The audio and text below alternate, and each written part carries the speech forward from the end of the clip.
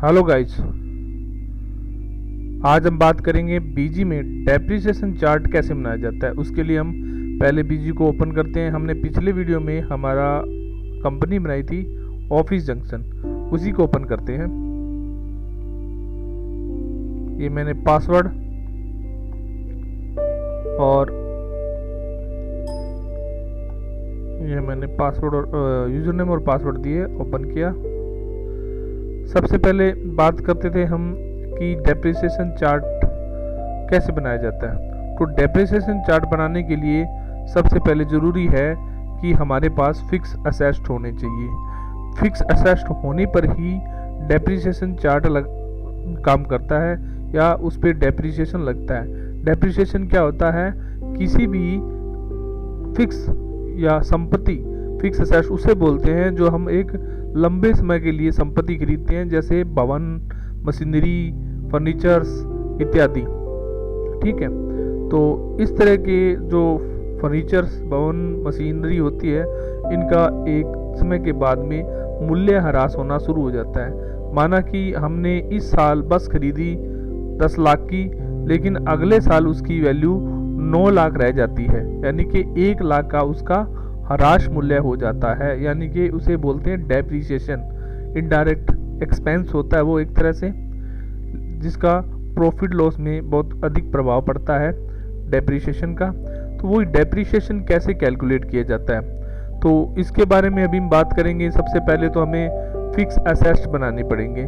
Fix assets बनाने के लिए सबसे पहले हम चलते हैं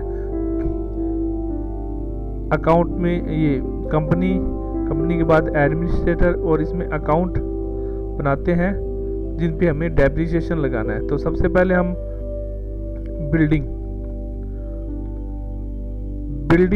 असेट्स, बिल्डिंग एक तरह का असेट है, लेकिन इस पे ह्रास मूल्य एक टाइम के बाद ही लगता है। बिल्डिंग असेट्स हमने ऑलरेडी बना रखा है, तो हम बस का करते हैं। बस नंबर 1, इस तरह इसको फिक्स असेट लिखते हैं, में सिलेक्ट कर लेते हैं। और ये देखो, यहाँ इसने पूछ लिया कि आपने उस पे डेप्रिसिएशन पहले से लगा के चलना है, तो नहीं, क्योंकि इसे हम बाद में सिलेक्ट करेंगे। क्योंकि डेप्रिसिएशन तब लगता है जब कोई बस पुरानी हो। अगर ये बस हमने अगर नहीं खरीदी है तो इस पे डेप्रिसिएशन नहीं लगेगा अभी, क्योंकि वो फाइनेंशियल ईयर के एंड में जाके लगेगा। अभी हमारा फाइनेंशियल ईयर स्टार्टिंग है, तो इसको एक बार हम ओके करके बाहर निकलते हैं और ओके करते हैं। इसी तरह बस नंबर 2, ये भी एक तरह के फिक्स असेट है, और इसे ओके करके बाहर निकलते हैं। ठीक है, अब हमने बिल्डिंग असेट ले लिया, मशीनरी असेट ले लिया, अब हमारे पास फर्नीचर असेट भी होगा, क्योंकि अब इससे बाहर निकलते हैं और मॉडिफाई में देखते हैं हम क्या हमारे पास और कोई असेट है। तो जैसे फर्नीचर, ये देखो फर्नीचर, देखो असेट में पहले ऑलरेडी सिलेक्टेड है, क्योंकि बीजी ने हमें पहले से ही जो चीज़ें असेट में आती है उसे क्लियर करके दिया हुआ है। अब देखते हैं कंप्यूटर, क्योंकि कंप्यूटर पे भी ह्रास मूल्य लगता है। ये आपके सामने फिक्स असेट है, इस पर भी ह्रास मूल्य लगता है, और सब पे ह्रास मूल्य लगने की दर अलग अलग होती है। अब चलते हैं लाइब्रेरी बुक्स, हम स्कूल की बात कर रहे हैं तो लाइब्रेरी बुक्स और देख लेते हैं। तो ऐड कर ले, लाइब्रेरी बुक्स नहीं है तो लाइब्रेरी बुक्स,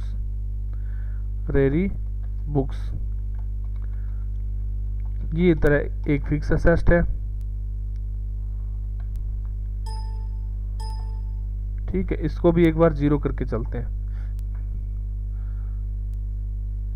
ओके, इस तरह हमारे पास में 4-5 तरह के असेट्स आ गए हैं जिस पे हमें डेप्रिसिएशन लगाना है। तो सबसे पहले हम क्या करेंगे कि इन सब को परचेज करेंगे। परचेज करने के लिए हमारे पास में इनकम होनी चाहिए, इनकम नहीं है तो हम कैपिटल अकाउंट से इसे परचेज करेंगे। तो हम सबसे पहले चलते हैं, हमारा कैपिटल अकाउंट चेक करते हैं कि हमारे पास कैपिटल कितनी पड़ी है। कैश देख लेते हैं पहले। कैश हमारे पास 1 लाख का पड़ा है, लेकिन 1 लाख से मशीनरी, बिल्डिंग नहीं खरीदे जा सकते, इसलिए हम कैपिटल लेते हैं। कैपिटल लेते हैं कितने की? लगभग 2 करोड़ की। और कैपिटल लेने के लिए 2 करोड़ किस में जाएंगे, क्योंकि इतनी बड़ी अमाउंट हम कैश नहीं ले सकते, इसलिए हमें इसे, अब ये देखो शिफ्ट में नहीं लेना, इसे हमें, मैं इसको डिलीट कर लेते हैं। यहाँ आपका चेक नंबर लग जाएगा अगर है तो। अब हम क्या करेंगे, कैपिटल से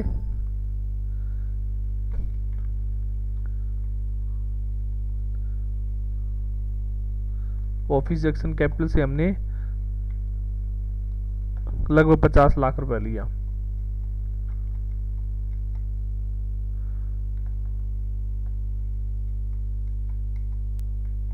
ये 5 लाख हो गया,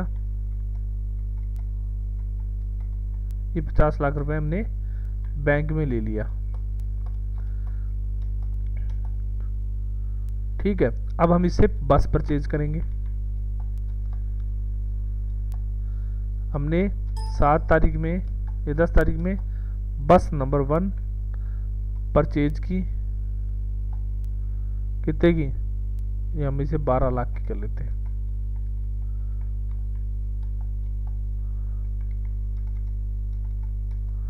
बारह लाख की हमने बस पीएनबी खाते से इसकी पेमेंट कर दी।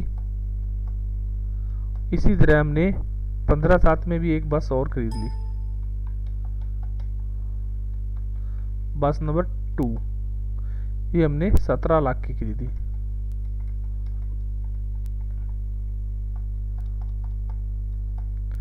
अब हम लाइब्रेरी बुक्स खरीदते हैं।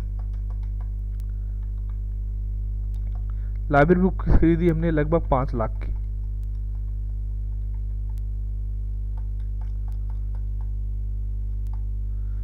इसी तरह हमने कंप्यूटर एसेट्स खरीदे, या पेरिफेरल्स डिवाइस या कंप्यूटर एसेट्स खरीदे, कितने के, 7.5 लाख के, 7,70,000 कर देते हैं।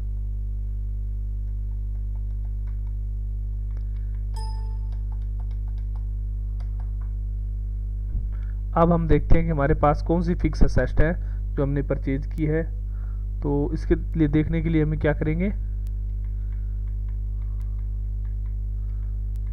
अकाउंट्स में जाएंगे।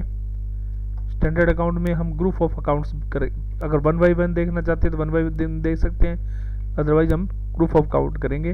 वो अकाउंट में आप फिक्स एसेट्स पे सिलेक्ट करेंगे ग्रुप, और उसके अंडर में हमने क्या क्या लिए थे, बिल्डिंग, ये आपके सामने आ गई बिल्डिंग, बस नंबर 2, कंप्यूटर्स और लाइब्रेरी। तो हमने बिल्डिंग अभी तक नहीं बनाई है, तो हम बिल्डिंग को एज ए कंस्ट्रक्शन लेते हैं, लेकिन जब वो तैयार हो जाती है तो उसे फिक्स असेस्ट बोलते हैं। तो बिल्डिंग हमने कंप्लीट कर ली, बनाने के बाद बिल्डिंग हम पहले ऑलरेडी वैल्यू डाल देते हैं, क्योंकि हमने कंस्ट्रक्शन कर रखी है एक बार, इसलिए बिल्डिंग को हमने कितने करोड़ की बनाई, हमने लगभग 1 करोड़ की बिल्डिंग बनाई।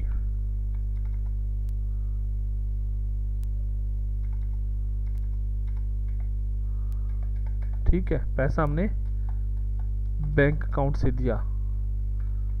अब देखते हैं, पहले तो हम देखते हैं कि इसमें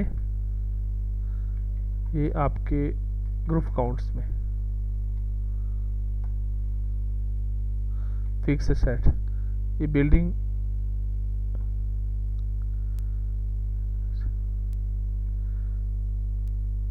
ठीक है।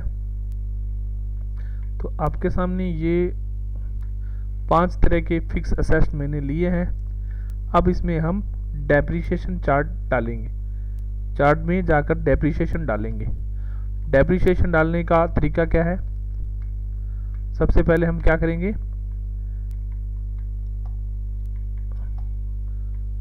हम पहले इस एसेट्स देख लेंगे, हमारी एसेट्स वैल्यू क्या है। तो इसके लिए हम बैलेंस शीट में जाएंगे,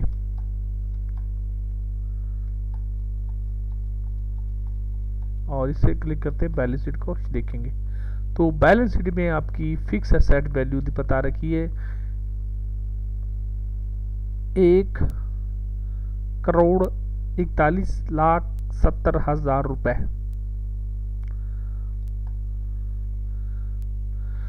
ये आपकी फिक्स एसेट्स है। तो आपको पहले से ही बता चुका हूँ मैं कि बिल्डिंग एसेट्स पे अगर डेप्रिसिएशन लगना है उसकी मापदंड वैल्यू 10 साल बाद की है। अगर 10 साल बाद में आपकी बिल्डिंग की डेप्रिसिएशन वैल्यू लगती है वो है लगभग 40%, और मशीन में भी 40% लगती है, कंप्यूटर में भी 40% लगती है, और लाइब्रेरी में भी नहीं, ये बस में जो है उसमें 10% लगती है, और कंप्यूटर में आपके 40% लगती है, और लाइब्रेरी में भी आपकी 40 से 80 के बीच में डेप्रिसिएशन लगती है, क्योंकि बुक्स पुरानी हो जाती है, वो किसी काम की नहीं रहती, इसलिए 40 से 80 तक इसका डेप्रिसिएशन जाता है।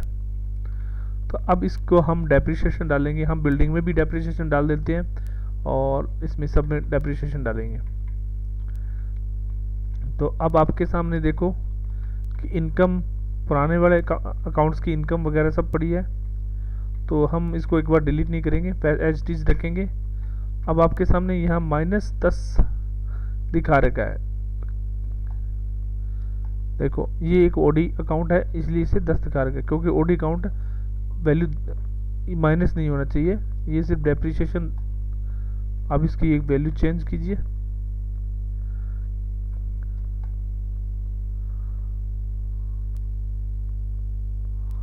अब यहाँ आप इस 10,000 की वैल्यू को हटा दीजिए एक बार।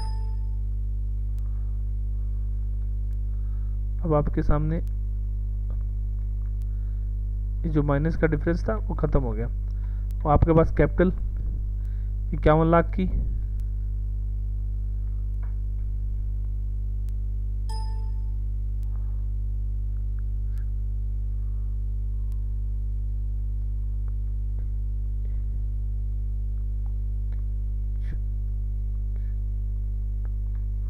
ठीक। अब हम डेप्रिसिएशन चार्ट में जाकर डेप्रिसिएशन डालेंगे।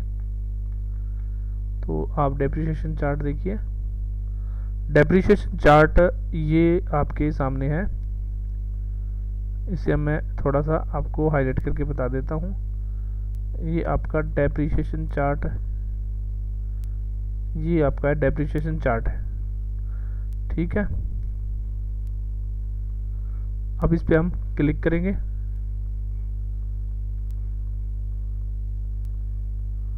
एज ए इनकम एक्ट के तहत डेप्रिसिएशन कैसे डाला जाता है, सब पे हम क्लिक किया। सबसे चलते हैं बिल्डिंग पे। बिल्डिंग पे 40% डेप्रिसिएशन लगता है, और इसमें बस पे वगैरह में पहले कैसे लगाया जाता है, ये देखो डेप्रिसिएशन बिल्डिंग पे लगाया, तो हम लेजर पे नहीं लगाएंगे, क्योंकि लेजर पे होता है कि जैसे बीच बीच में हमने वैल्यू ऐड की है, जैसे 6 महीने बाद में कंस्ट्रक्शन की है, तो उसी हिसाब से लेजर के ऊपर भी आप डेप्रिसिएशन चार्ट लगा सकते हो या डेप्रिसिएशन लगा सकते हो।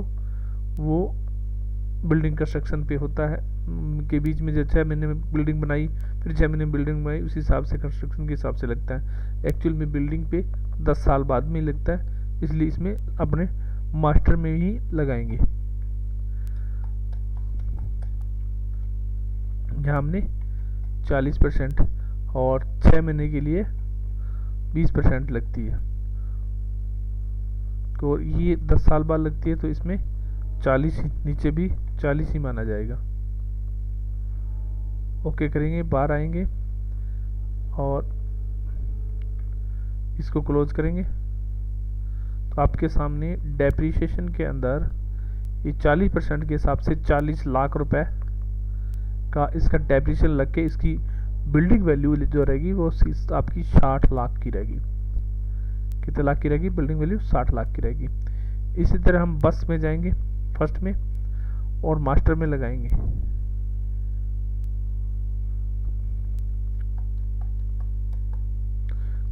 बस सीनरी में आपको बताई थी 40% और 6 मंथ की होती है 20%। तो ये इसलिए होता है क्योंकि जैसे मान के चलो 6 महीने बाद में आपने बस का बस रिन्यूअल करवाई या बस में कुछ ऐड करवाया, तो उसके हिसाब से वैल्यू कैलकुलेट करेगा। जैसे मान के चलो बस में हम टायर वगैरह या नया इंजन डलवाते हैं, तो वो एज ए फिक्स एसेट में ही ऐड होता है, ठीक है। तो उसी हिसाब से उस पर भी डेप्रिसिएशन कैलकुलेट होता है, क्योंकि नया इंजन होता है तो या नई चीज़ होती है उस पर डेप्रिसिएशन कम कैलकुलेट होता है, और पुरानी हो जाती है उस पर ज़्यादा कैलकुलेट होता है। तो हम इस पर ओके करेंगे और इसको सेव करते हुए बाहर निकलेंगे, और इससे भी हम एस्केप बटन लगा कर बाहर निकल जाएंगे। तो अब आपके सामने बस की जो वैल्यू थी, हमने 40% के हिसाब से 4,80,000 यानी 12 चौक 48, 4,80,000 रुपये, यानी कि अब इसकी एक्चुअल वैल्यू 7,20,000 रुपये रह गई, ठीक है। अब चलते हैं बस नंबर 2 में। अब वही हम अकाउंट मास्टर पे जाएंगे और एंटर करते हुए नीचे जाएंगे, और आपके यहाँ पूछ लेगा 40% और 20% ऑटोमेटिक, ओके करके हम बाहर निकलेंगे। सेव किया। अब देखो इसकी 12 चौका 68, यानी कि इसकी 40% के हिसाब से इसकी मार्केट वैल्यू क्या रहेगी, 10,20,000, ठीक है। अब इसी तरह हम बात करेंगे कंप्यूटर्स की। कंप्यूटर्स में ऑलरेडी 40% लगा हुआ है, ये देखो 40% से लगा हुआ है, इसकी वैल्यू वहाँ ऑटोमेटिक कैलकुलेट हो रही है। ओके करेंगे, बाहर जाएंगे तो आपके सामने ये 3,08,000 की वैल्यू कम हो गई, डेप्रिसिएशन लग चुका है। इसी तरह हम लाइब्रेरी में जाएंगे और ओके करेंगे, इसकी वैल्यू वही 40% से 80% तक जा सकती है, फिलहाल हम 40 ही लेते हैं। सेव करेंगे और एस्केप करके बाहर निकलेंगे। तो अब आपके सामने ये हमारा एक चार्ट तैयार हो चुका है, ठीक है, डेप्रिसिएशन चार्ट तैयार हो चुका है। तो हमने सभी फिक्स एसेट पे डेप्रिसिएशन लगा दिया है। तो ये आपका एक चार्ट तैयार हुआ है, ये वैल्यू आपकी वहाँ जाके ऐड नहीं होगी, इसे आपको मैनुअल ऐड करना पड़ेगा। ये सिर्फ एक चार्ट बनाने के लिए है कि आपकी कैलकुलेशन क्या रहती है, ठीक है। तो हम अब इसको, इस वैल्यू को क्या करेंगे, एक्सपोर्ट करवाएंगे, और फिर इसे हमें जनरल वाउचर में इसमें ऐड करेंगे। तो जनरल वाउचर में ऐड करने के लिए हम डायरेक्ट भी जा सकते हैं, यहाँ आपके पास जनरल वाउचर है, और 31 मार्च यानी कि फाइनेंशियल एंड हो उस दिन इस डेप्रिसिएशन को लगाया जाता है, ठीक है। तो voucher date out of range current financial year, शायद इसमें ये 21 आएगा, क्योंकि वो फाइनेंशियल ईयर 1/4/20 से स्टार्ट हुआ, तो यहाँ 21 आएगा। अब हम इसमें डेप्रिसिएशन अकाउंट खोलेंगे, ये आपके सामने डेप्रिसिएशन है। तो टोटल डेप्रिसिएशन कितना था हमें नहीं पता, तो इस तरह हमारे पास डेप्रिसिएशन वैल्यू सामने नहीं है। तो हम क्या करेंगे, वापस बैक जाएंगे और इसको हम एक्सपोर्ट करवा लेंगे एक्सेल में। तो ऐसी सुविधा इसमें है, आप एक्सेल में एक्सपोर्ट करवा सकते हो या डायरेक्ट कॉपी भी कर सकते हो इस वैल्यू की। तो मैं इसको एक बार हाइड करते हुए इसको कॉपी कर लेता हूँ।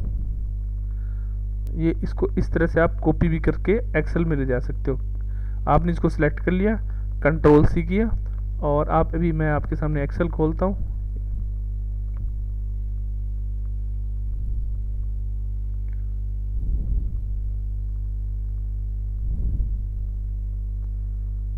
ये एक्सेल आपके सामने ओपन हो गया, और इसमें कंट्रोल वी करके पेस्ट कर लूँगा। देखो अभी आपके सामने ये वैल्यू आ चुकी है, ठीक है। तो हमें तो डेप्रिसिएशन वैल्यू उठानी है, ये वाली वैल्यू उठानी है, ठीक है,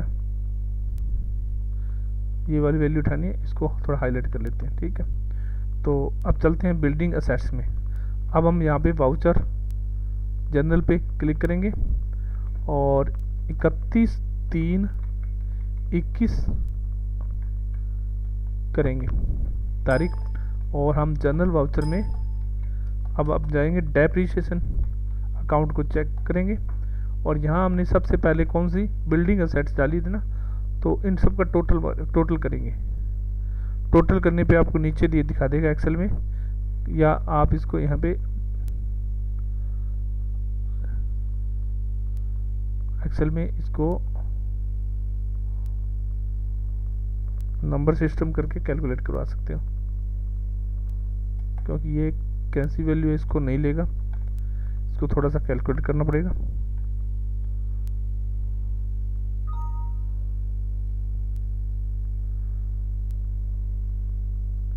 ठीक है, इसको हम ऑटो सम करके कैलकुलेट कराते हैं पहले। तो ये है 56,68,000, 56,68,000। ये वैल्यू हम डाल देंगे, 56,68,000 रुपये हम यहाँ डाल देंगे। और अब हम बिल्डिंग को CR करेंगे, क्योंकि डेप्रिसिएशन का था DR है, जिसको वैल्यू जाती है वो DR होता है, जो वैल्यू देता है वो CR होता है। तो बिल्डिंग में हमने यहाँ 40 लाख रुपए डाला। कितना डाला? 40 लाख रुपए। ठीक है, अब हम 56 लाख, ये हमने वैल्यू थोड़ी जीरो कम लगा दी इसलिए।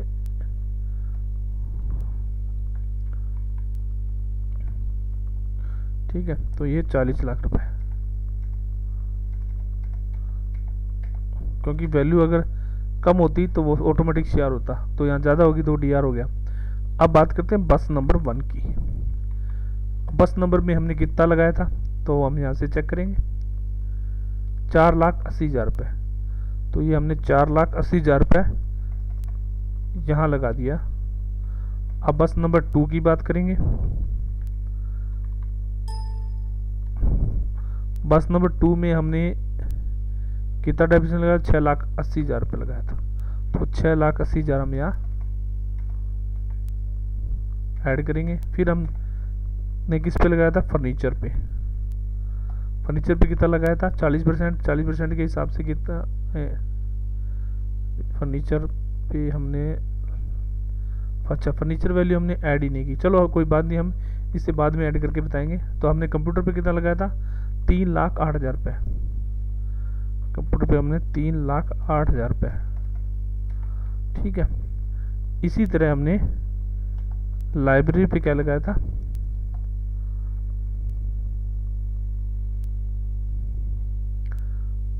लाइब्रेरी हमने 2,000 रुपये लगाए, 2 लाख रुपए लगाए थे। ठीक है, अब देखो दोनों की वैल्यू समान हो गई है और ओके करेंगे इसको। तो इस तरह हमारा डेप्रिसिएशन लग गया। ठीक है, तो ये तो आपका डेप्रिसिएशन चार्ट था, जिससे आप डेप्रिसिएशन बना सकते हो, डेप्रिसिएशन डाल सकते हो। डाल नहीं जाता, बनाया जाता है यहाँ पे, और इसकी वैल्यू को उठा के आप डेप्रिसिएशन डाल सकते हो।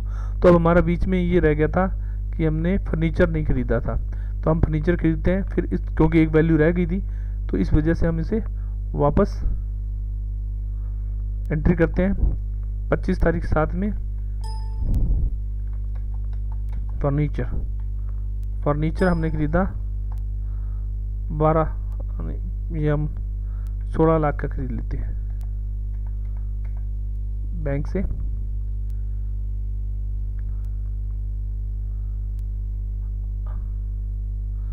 चलो 1,60,000 का ही खरीद लेते हैं, 1 लाख का खरीद लेते हैं, 9,80,000 का लगभग इतना फर्नीचर हो जाता है। ठीक है, अब हम इसे डेप्रिसिएशन चार्ट में वापस देखेंगे तो आपको वहाँ पर इसकी वैल्यू नज़र आएगी। उस वैल्यू पे आप, ये फर्नीचर आ गया, इस पे आप डेप्रिसिएशन वही अकाउंट मास्टर में जाओगे और यहाँ आप इसको एंटर करते जाओगे और अपने आप आगे पूछ लेगा। तो यहाँ डेप्रिसिएशन कितना लगेगा इस पे? 40%। वैसे आप इनकम टैक्स एक्ट के रूल्स देखकर भी आप अपना डेप्रिसिएशन लगा सकते हो, क्योंकि रूल्स चेंज होते रहते हैं। ये मैं आपको अकॉर्डिंग टू रूल्स बताए जा रहा हूँ। अगर फिर भी इसके अलावा कोई रूल चेंज होते हो तो आप रूल्स के अकॉर्डिंग डेप्रिसिएशन चार्ट बना सकते हो। ओके करेंगे और सेव करेंगे और इससे बाहर निकलेंगे एस्केप करके। तो आपके सामने ये जो फर्नीचर की जो डेप्रिसिएशन है 3,92,000 है। अब हम इसको एंट्री ऐड करेंगे। तो कैसे करेंगे? जनरल वाउचर में ऐड पे जाएंगे। यहाँ आप एंट्री करना चाहते हो तो यहाँ सिंगल, अगर अकेली एंट्री करना चाहते हो तो अकेली एंट्री कर सकते हो आप। मैंने कहा डेप्रिसिएशन को मैंने दोबारा एंट्री किया, डेप्रिसिएशन 3,92,000 रुपये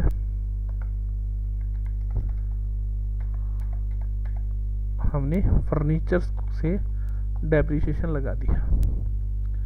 ओके, ये आपके सामने।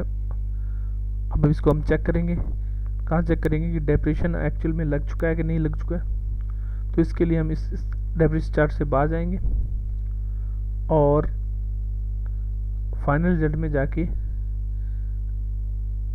बैलेंस शीट ओपन करेंगे।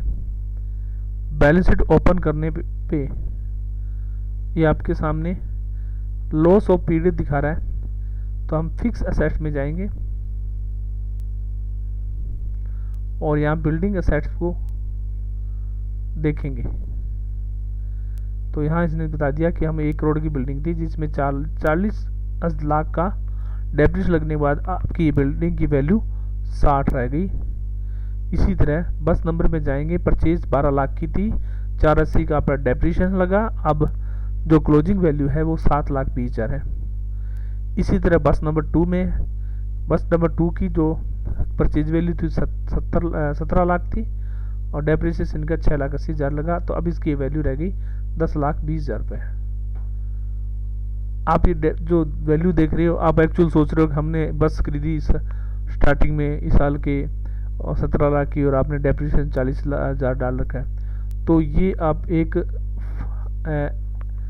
इनकम टैक्स के रूल के हिसाब से उसकी एक टाइमिंग लाइन होती है, उस टाइम के हिसाब से आप ये परसेंटेज घटाई बढ़ाई जा सकती है। ठीक है, अगर नहीं बचा है तो उसका डेप्रिसिएशन 10% भी हो सकता है। ठीक है, ओल्ड बस है उसका 40% भी हो सकता है। तो इस तरह से मैंने एक बार आपको समझाने के लिए डेप्रिसिएशन चार्ट बनाया है। तो as a income tax rule के हिसाब से आप डेप्रिसिएशन की जो रूल्स हैं उसके अकॉर्डिंग ही डेप्रिसिएशन चार्ट बनाए। ये एक प्रधान आपको समझाने का एक तरीका है कि डेप्रिसिएशन कैसे लगाया जाता है। बाकी आप इंडियन रूल्स एक्ट के हिसाब से आप डेप्रिसिएशन वहाँ से देख के आप लगाइए। उनकी सारणी एक लिस्ट मिलती है, सारणी मिलती है, उसमें आपको डेप्रिसिएशन के परसेंटेज लिखे मिलेंगे और कितने वर्ष बाद इस पे परसेंटेज लगता है वो भी आपको पूरी डीपली डिटेल उसमें बताई जाती है। तो उस डीपली डिटेल के हिसाब से आप डेप्रिसिएशन चार्ट बना सकते हो।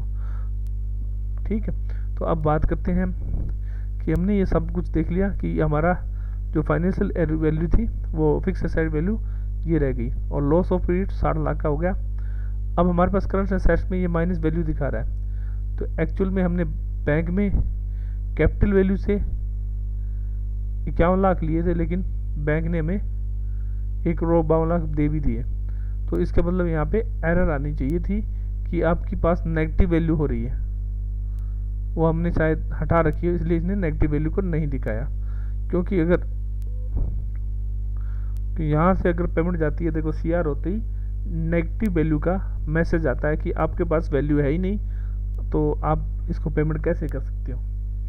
ठीक है, तो ये चीज़ें आप थोड़ा ध्यान रखिएगा।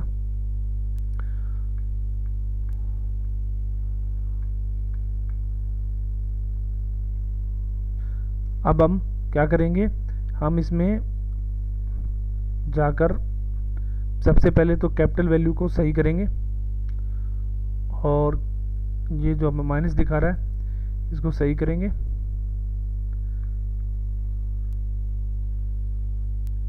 बैंक में गए और यहाँ हमने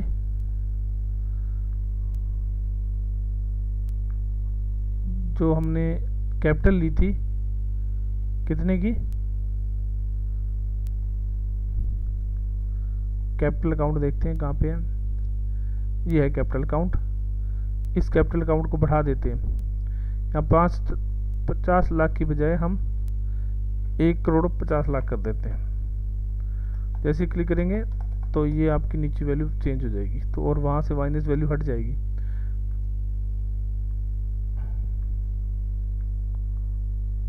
अभी भी इसमें 21,000 रुपये दिखा रहा है। तो आप इसमें थोड़ा सा और चेंज कर लीजिए, यहाँ 2 करोड़ ही डाल लीजिए।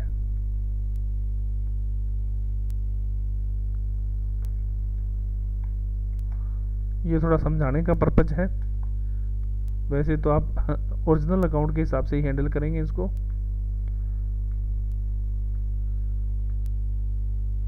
ये देखो आपके पास एसेट कितनी रह गई, कैपिटल आपने 2 करोड़ की लगाई, लायबिलिटी आपकी 2,00,000 की पड़ी है, लॉस आपका 60 लाख का हो गया क्योंकि हमने इस फाइनेंशियल के एंड में डेप्रिसिएशन वैल्यू डाल दी है, इस वजह से लॉस आ रहा है। ठीक है, घाटा।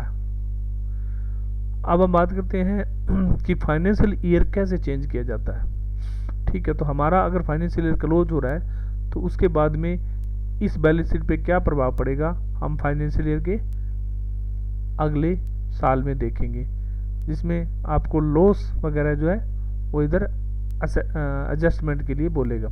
तो सबसे पहले हम चेंज करके देखते हैं, फाइनेंशियल ईयर चेंज करते हैं। ये देखो यहाँ फाइनेंशियल ईयर चेंज के लिए आपको चेंज पे क्लिक किया है, हमने हमारा फाइनेंशियल ईयर 1/4/20 को स्टार्ट किया था। अब हम नए फाइनेंशियल ईयर में जाना चाहते हैं, तो इस पे क्लिक करोगे तो आपको पूछेगा कि you are going to create a new financial year starting from 1/4/2021। Okay करेंगे और नेक्स्ट करेंगे तो ये अब यहाँ पे पूछ रहा है कि create a new year only, एक नया साल ही क्रिएट करना है। डोंट कैरी बैलेंस, आप इसका बैलेंस आगे लेकर जाना चाहते हो कि नहीं जाना चाहते। तो इस पे क्रिएट पे आप चेक मार्क लगाओगे तो आपका जो पिछला बैलेंस है वो आगे नहीं आएगा, वो वहीं पे रह जाएगा। तो बैलेंस तो आगे ले जाना जरूरी है, क्योंकि बैंक बैलेंस का क्लोजिंग बैलेंस इस साल के लिए ओपनिंग बैलेंस होता है और कैश का क्लोजिंग बैलेंस इस साल के लिए ओपनिंग बैलेंस होता है, तो इसे लाना जरूरी होता है। तो हम इस पे स्टार्ट पे क्लिक करेंगे तो आपसे ये पूछेगा कि आपको बैंक रेगुलेटरी फीचर सब को रीड करवा के आगे वाले फाइनेंशियल ईयर में स्विच कराना है। तो अभी आपके सामने जो बैलेंस है वो अपडेट हो रहा है। मास्टर जो जितनी मास्टर इसमें बने हुए हैं उसको चेक किया जा रहा है और सभी बैलेंस को अपडेट करते हुए परसेंटेज 43, 44 और इस तरह से आपका ये नया फाइनेंशियल ईयर क्रिएट हो जाएगा।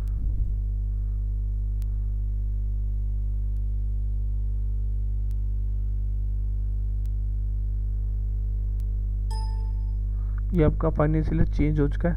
ओके करेंगे और अब हम बैलेंस शीट को देखेंगे। सर्वप्रथम बैलेंस शीट में देखा तो आपके सामने जो पिछली बैलेंस शीट थी क्या उसमें कोई फ़र्क है। ये देखिए आपका जो प्रॉफिट था इस साल का 0 है और पिछला प्रॉफिट ने लॉस एडजस्टमेंट बोला है।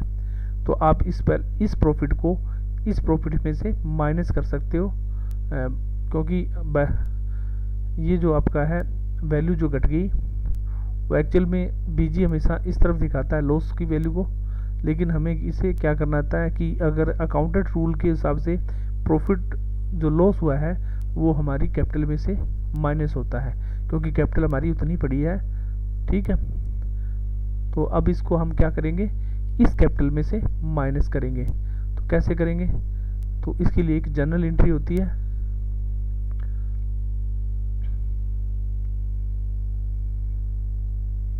ठीक है, इसमें स्टार्टिंग में हम एक जर्नल एंट्री करेंगे जिसमें आपको नेक्स्ट करते हुए यहाँ क्या है, कैपिटल मैंने DR दिया तो इसका मतलब है कैपिटल विड्रॉल हुई। डी का मतलब कैपिटल विड्रॉल हुई। किससे विड्रॉल हुई, मैं यहाँ 1 लाख रुपए डालता हूँ, सैंपल के लिए बता रहा हूँ, और वो प्रॉफिट लॉस खाते से आपको थोड़ा समझाने के लिए। तो ये एंट्री मैंने डाली। ठीक है, अब देखो आपके सामने, क्योंकि कैपिटल विड्रॉल हो रही है तो इसलिए यहाँ पे जो आपके पास 2 करोड़ 1 लाख रुपए बचे थे वो देखो उससे कैपिटल कम हो गई, तो और उधर आपका लॉस 1 लाख से कम हो गया। तो अब हम यहाँ 59 लाख 33,000 रुपये और डालेंगे। तो इस पर क्लिक कीजिए और जो वैल्यू थी अपनी 1 लाख की उसको यहाँ पे अपडेट कर देते हैं। कितने लाख से? 59 लाख से। 59 लाख का 69 लाख,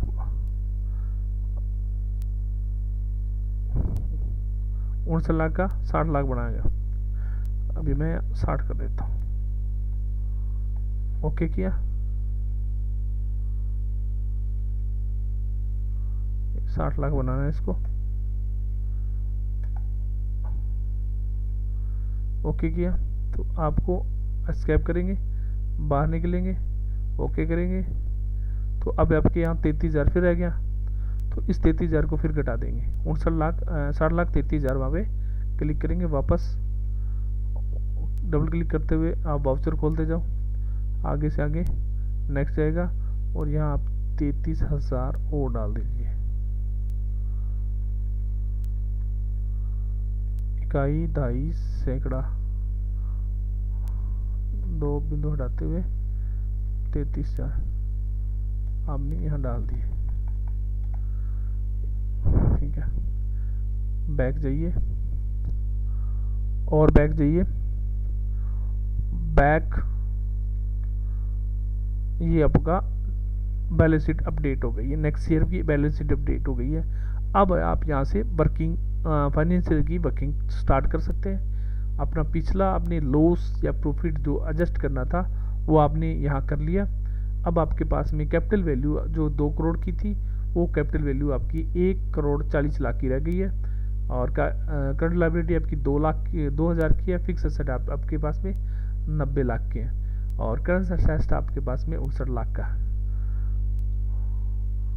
ठीक है, तो इस तरह से हम फाइनेंशियल चेंज कर सकते हैं और अपनी बैलेंस शीट को सेट कर सकते हैं, यानी कि पीछे की एंट्री के हिसाब से अब प्रॉफिट लॉस को एडजस्ट कर सकते हैं। तो आप हम चलते हैं बाहर।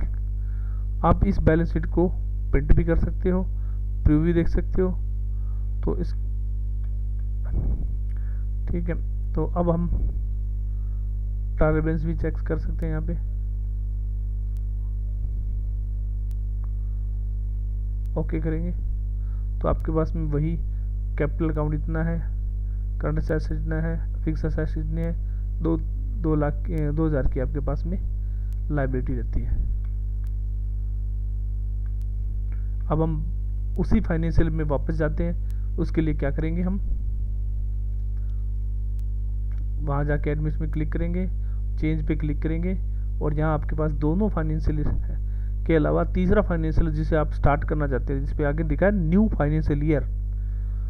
ठीक है, तो ये आपका पुराना फाइनेंशियल ईयर है और ये आपका नया फाइनेंशियल ईयर आप क्रिएट करना चाहते हो तो यहाँ से क्रिएट कर सकते हो, क्योंकि अभी हमने पुराने फाइनेंशियल ईयर में जाना है। तो इस पर क्लिक करेंगे, ओके करेंगे और ये आप पुराने वाले फाइनेंशियल ईयर में पहुँच गए हो। ठीक है, तो अब हमारे पास सामने नए पॉइंट्स ये आते हैं कि आप यूज़र नेम कोई और ऐड करना चाहते हो।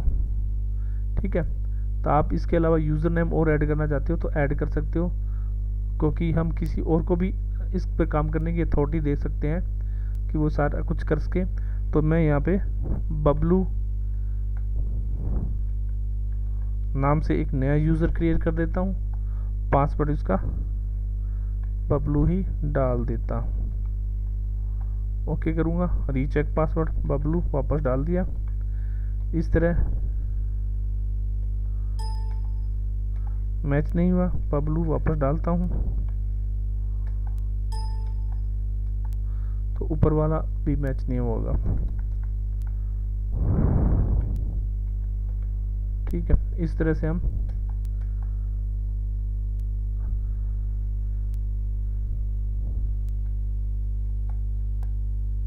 ये आप इसको सारी अथॉरिटी देते हुए यस कर दोगे तो आपके सामने नया यूज़र क्रिएट हो गया। बाहर इस पर क्लिक करोगे, क्लोज करोगे और बबलू के नाम से इसे वापस ओपन करके देखोगे ऑफिस जंक्शन को।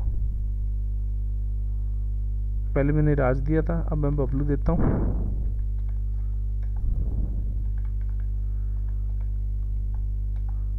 इस तरह से आप एक नया यूज़र भी क्रिएट कर सकते हो, क्योंकि एक से अधिक पीजी में अगर सर्वर लेवल पे काम करते हो तो एक से अधिक यूज़र की आवश्यकता पड़ती है, तब इसके यूज़र बनाने की आवश्यकता पड़ती है। अब बात करते हैं हम डाटा।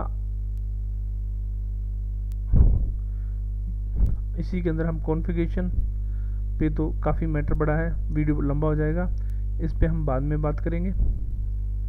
और यूज़र नेम्स आपका हो चुका है। यूटिलिटी पे चलते हैं। यूटिलिटी क्या होती है? आपके पास डाटा फ्रीजिंग। अब आपको लगता है कि मैंने यहाँ तक काम कर लिया है और मेरी बुक्स, मान के चलो कि आपने 31/10/2020 तक आपकी बुक्स कंप्लीट हो चुकी है और उस बुक्स में अब कोई चेंज नहीं हो सकता। यानी कि क्वार्टरली आप जब टैक्स भर जाते हो उसके बाद में आपका सारा मैटर क्लियर हो जाता है, बुक्स वहाँ तक लिखी जा चुकी होती है, तो आप वहाँ तक की बुक्स को फ्रीज कर सकते हो।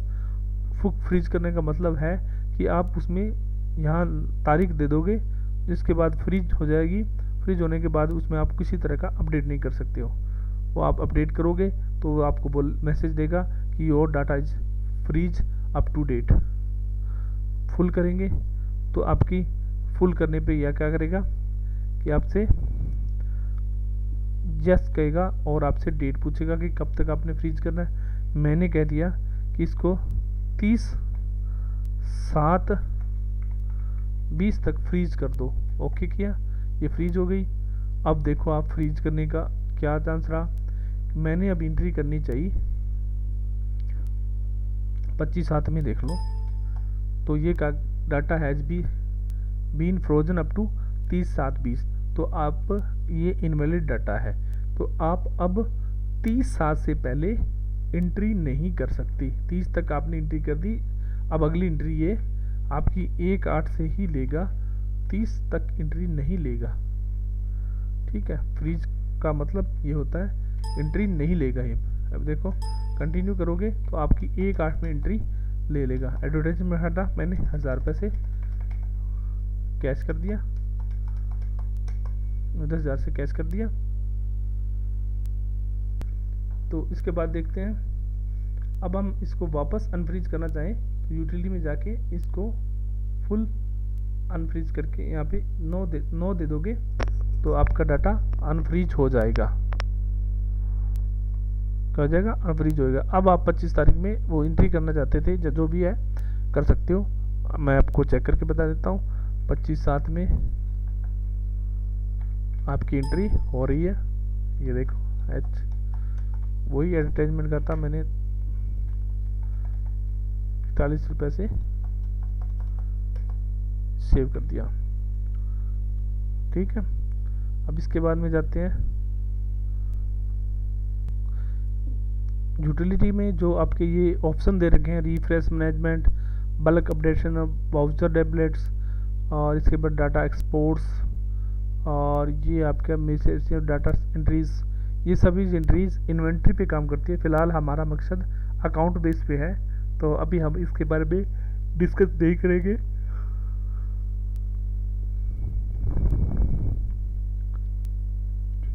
अब हमारा अगला पॉइंट आता है, दो लेजर को कैसे मर्ज किया जाता है। कैसे कि दो लेजर को मर्ज कैसे किया जाता है। मर्ज का मतलब ये हो गया कि आप कैश बुक और बैंक बुक दोनों एक साथ लिख रहे हो, लेकिन उनका टोटल हर बार आपको लगाना पड़ रहा है। हर बार आप उसका टोटल कैलकुलेटर से कैलकुलेट करते हो, तो आपका उसके गलत होने की संभावना सबसे अधिक रहती है। यानी कि आपकी संभावना अधिक रहती है, तो इस संभावना को दूर करने के लिए बीजी ने लेजर मर्ज नाम का एक ऑप्शन है, जिस पे हम क्लिक करेंगे। डिस्प्ले के अंदर मर्ज, लेजर मर्ज अकाउंट्स। इसमें अकाउंट्स मर्ज कैसे होते हैं? सबसे पहले तो हम अकाउंट ग्रुप नहीं, अकाउंट सिलेक्टेड अकाउंट लेते हैं, क्योंकि ज़्यादातर हमें इसी की जरूरत पड़ती है। तो अकाउंट ग्रुप भी ले सकते हो। अकाउंट ग्रुप में आपको 2 ग्रुप बताने पड़ेंगे, जैसे कैश इन हैंड। ओके करोगे तो इसमें आपके जो भी बैंक अकाउंट्स है,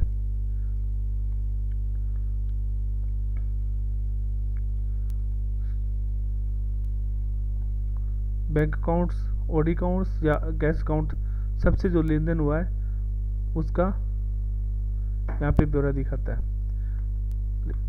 अभी हम बात करेंगे पहले, सबसे पहले सिलेक्टेड अकाउंट, क्योंकि जिससे सबसे ज़्यादा जरूरत हमें इसी पड़ती है। तो ऑल अकाउंट शो करेंगे और हमने कहा कि हमें तो कैश और आपके बैंक की एंट्री को bank of Baroda, bank of PNB, और एक था बैंक ओडी खाता, क्योंकि हमने कैपिटल कैश बुक और बैंक बुक की एक मर्ज बनाई थी,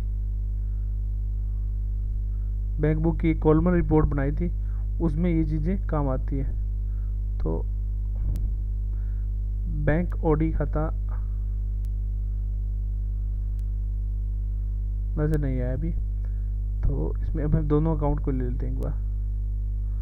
ये आपके सामने, अब इसका कोई भी नाम दे सकते हो खुद इस तरह से। देखो ऑफिस कैपिटल ने 2 करोड़ दिए और फीस से इतने आए, वो उसका डेट वाइज मिलान करेगा। जैसे 1/4 में आपके पास में पैसा कहाँ से आया, तो वहाँ तक आपका टोटल लग गया, ठीक है।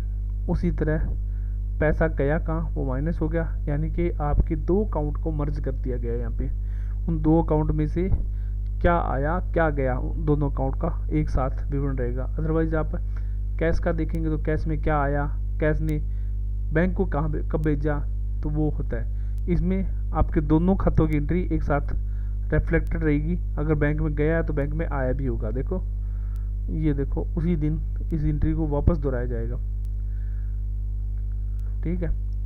और वहाँ एंट्री सिंगल बोलेगी या डबल बोलेगी, एक बार आया एक बार गया, ठीक है। इस तरह से आप 2 अकाउंट के मर्ज अकाउंट भी बना सकते हो। अब इसको अब आप चेक करना चाहते हो तो आपको एक बार कॉलमर रिपोर्ट्स को चेक करना पड़ेगा। उसके लिए आपको कॉन्फ़िगरेशन में जाना पड़ेगा। कॉन्फ़िगरेशन में कॉलमर रिपोर्ट में कैश बुक, यहाँ मैं एक बार ओबीसी बैंक ओडी खाता हटा देता हूँ। सिर्फ हमने 2 का देखेंगे, ओके करेंगे और प्रिंटिंग में जाकर अकाउंट्स पे क्लिक करेंगे। क्लिक करते कॉलमर ब्रेक पर क्लिक करेंगे और मल्टीपल कॉलम पे क्लिक करेंगे तो आपके सामने यहाँ इसको मैं एक्सपोर्ट करवा लेता हूँ, क्योंकि हमने चेक करना है इसे।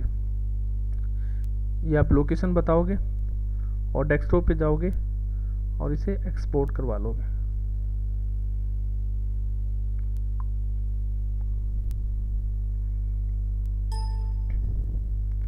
एक्सपोर्ट करवाया तो अभी आपके सामने पीडीएफ खुल जाएगी और हम इसी तरह इसका मर्ज भी बना लेते हैं। सिलेक्टेड अकाउंट सेलेक्ट किया, ये पीडीएफ खुल गई एक बार। इसमें हम आपको चेक करके बताएंगे और ये 100 लिस्ट में जाके आप बैंक पीएनबी और कैश बुक को सिलेक्ट कीजिए। आपका ये मर्ज खाता आपके सामने आ जाएगा विदाउट हेड। इसे आप एक्सपोर्ट करवा सकते हो पीडीएफ में। ये मैं डेस्कटॉप पे एक्सपोर्ट करवा दिया, ओके किया, ये एक्सपोर्ट हो गया और ये खाता ओपन हो रहा है। यहाँ पे पहले हमारे पास ये था, ये दोनों ओपन हो गए। देखो ये आप दोनों को मैच कर सकते हो।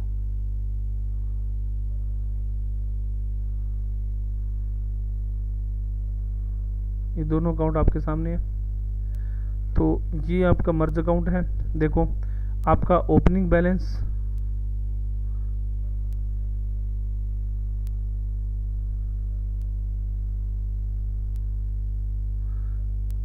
ये दोनों देखिए आप। देखो 1/4 को opening balance office junction 2 lakh रुपए 2 करोड़ रुपए आए और ये आपका क्लोजिंग बैलेंस, ये ओपनिंग बैलेंस बता दिया। अभी आपका क्लोजिंग बैलेंस है 2 लाख इतने का, 2 करोड़ इतने का। और इसी तरह आपका इसमें आपका क्लोजिंग बैलेंस है 10,000 आपका कैश में है और 2 करोड़ 1 लाख रुपए इसमें है। तो आपका ये दोनों का टोटल बताएगा यहाँ पे कितना है। ये देखो 2 लाख 1 करोड़ रुपए इतने। इसी तरह 5 तारीख में आपका क्लोजिंग बैलेंस क्या है, और इसी तरह 5 तारीख के एंड में जाके आप देखोगे तो आपके पास 2,01,42,000 रुपये होंगे टोटल बैंक और कैश मिला के। तो ये आपका बैंक और कैश मिला के देखो 5 तारीख के एंड में क्लोजिंग बैलेंस 2,01,42,000, ये आपको 1,42,000 देखो, ये आपका टोटल है। इस तरह से आप टोटल का मिलान कर सकते हो, आपको कैलकुलेटर की जरूरत नहीं पड़ेगी इसमें। तो लास्ट टोटल जो आपका है 1/8 में जो आपका क्लोजिंग बैलेंस होगा वो लगभग 59,78,978 होगा, क्योंकि ये 10,000 भी इसमें ऐड हो जाएंगे। आप देखिए हैंड में जाके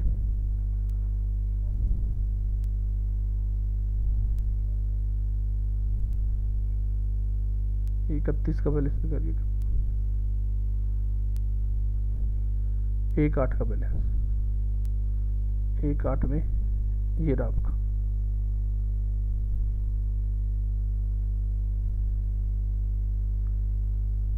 ठीक है, तो अब हम इससे बाहर निकलते हैं और अब हम देखते हैं, अब हम अकाउंट रजिस्टर में जाके पेमेंट रजिस्टर कि हमने किस किस को पेमेंट की है, तो आप उससे यहाँ पे चेक कर सकते हो। मैं डिस्प्ले में जाता हूँ, ये तो प्रिंटिंग में ऑप्शन है, तो डिस्प्ले में आप अकाउंट समरी में इसमें अकाउंट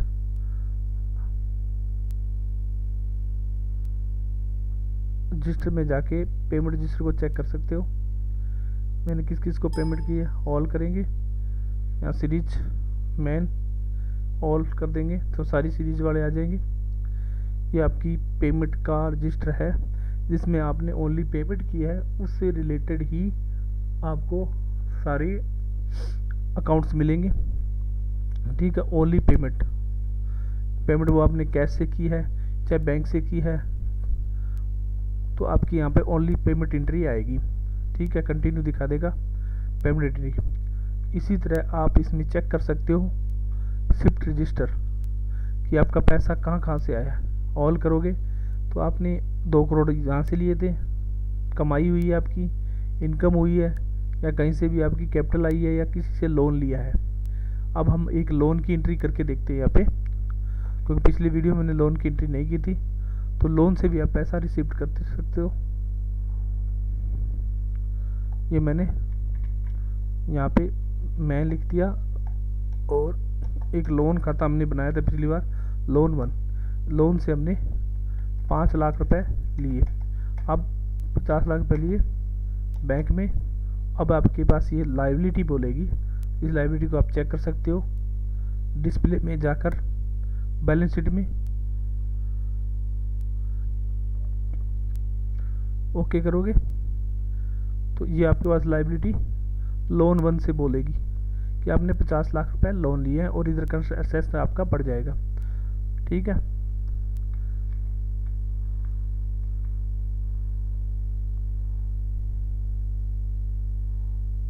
इसके बाद आप प्रॉफिट लॉस भी अलग से चेक कर सकते हो खाते को